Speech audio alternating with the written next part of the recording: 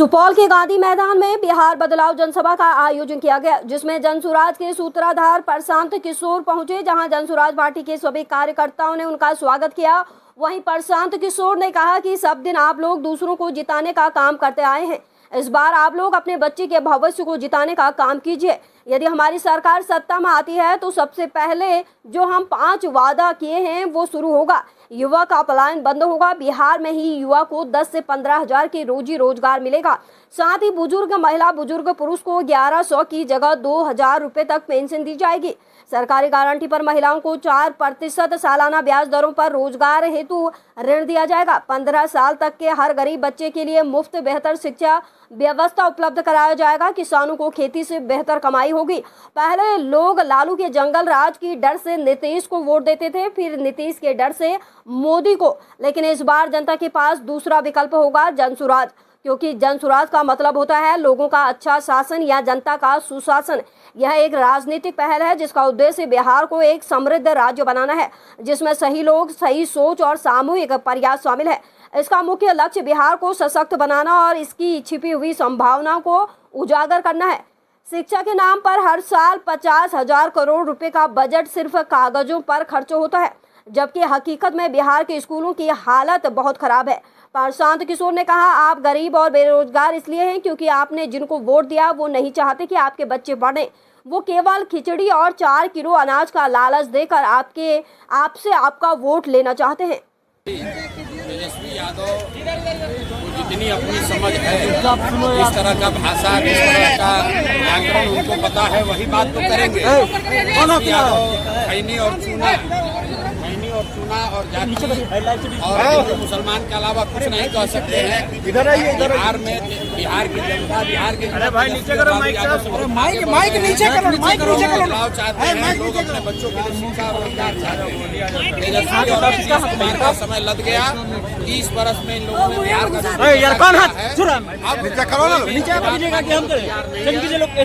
नया रास्ता दिख गया है। लोग जनसुराज चाहते हैं, नया विकल्प चाहते हैं, अपने बच्चों के लिए शिक्षा रोजगार चाहते हैं। लोग ये चाहते हैं कि बिहार में पलायन बंद हो।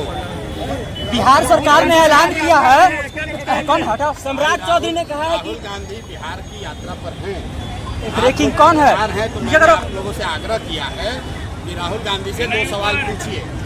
55 साल के राहुल गांधी चुनाव के अलावा आज तक अगर बिहार में एक रात भी बिताए हो तो आप हमको बता दीजिए। 55 वर्ष के राहुल गांधी को एक दिन भी बिहार बिताने का समय नहीं मिला। चुनाव के समय ये लोग आते हैं। बिहार में बाढ़ की स्थिति बनी है। राहुल गांधी से आप लोग ये पूछिए कि जिस दिन महाराष्ट्र में बिहार के बच्चों को मारा जा रहा था, जिस दिन तमिलनाडु में बिहार के बच्चों पर आक्रमण हो रहा था, अभी जब आपके मुख्यमंत्री तेलंगाना के रेवंत रेड्डी ने बिहारियों को ये बताया कि बिहार के लोग मजदूरी करने के लिए पैदा हुए हैं, उस दिन आपका क्या जवाब था? राहुल गांधी ने उस पर एक शब्द नहीं बोला है। आप लोग जितने बिहार के पत्रकार हैं, कम से कम राहुल गांधी से आप लोग पूछिए कि भाई जब महाराष्ट्र में बिहार के बच्चों को मारा गया, जब तमिलनाडु में बिहार के बच्चों को मारा गया, उस दिन आप कहाँ थे? और अगर आपका कांग्रेस का मुख्यमंत्री, तेलंगाना का मुख्यमंत्री ये कह रहा है कि बिहार के लोग मजदूरी करने के लिए पैदा हुए हैं, तो राहुल गांधी बता दें कि अगर बिहार का लोग खाली मजदूरी करने के लिए पैदा हुआ है तो बिहार में वोट मांगने क्यों आए हो? तेलंगाना में ही राजनीति कर लो।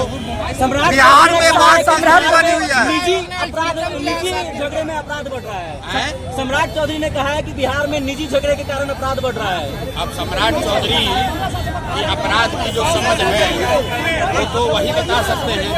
बिहार में अपराध इसलिए बढ़ रहा है कि यहाँ पर बालू और शराब माफिया का राज है। आधा से ज्यादा प्रशासन शराब और बालू माफिया से पैसा कमाने में, छुपाने में, लूटने में लगा हुआ है। अपराध की किसको चिंता है? मुख्यमंत्री अचेतन अवस्था में है और पुलिस प्रशासन शराब और बालू माफिया से पैसा लूटने में लगा हुआ है, इसीलिए अपराध की। आनंद मिश्रा ज्वाइन कर रहा है भाजपा कल। आनंद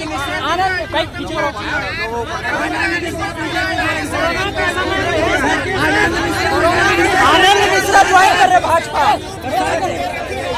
आनंद मिश्रा ज्वाइन कर रहे हैं। आनंद मिश्रा भाजपा ज्वाइन करना है, कर उसमें क्या? बिहार में बाढ़ की स्थिति बनी रहती है। बिहार में बाढ़ की स्थिति बनी रहती है। बिहार में बाढ़ की स्थिति बनी रहती है। बाढ़ की स्थिति आज नहीं तो बनी नहीं है। 30 बरस से 40 बरस से बिहार के लोग बाढ़ की विभीषिका को झेल रहे हैं। आपके यहाँ के मंत्री जी हैं, 9 बार से सांसद विधायक हैं। आप बताइए बाढ़ रुक गया? कोसी का जो त्रासदी 2008 में हुआ था, आज तक लोग वही बेघर होकर पड़े हुए हैं।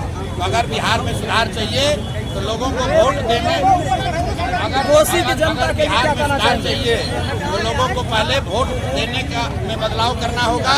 लोगों को जाति धर्म से ऊपर उठकर अपने बच्चों के लिए, उनके पढ़ाई और रोजगार के लिए वोट देना होगा, तभी बिहार में सुधार होगा।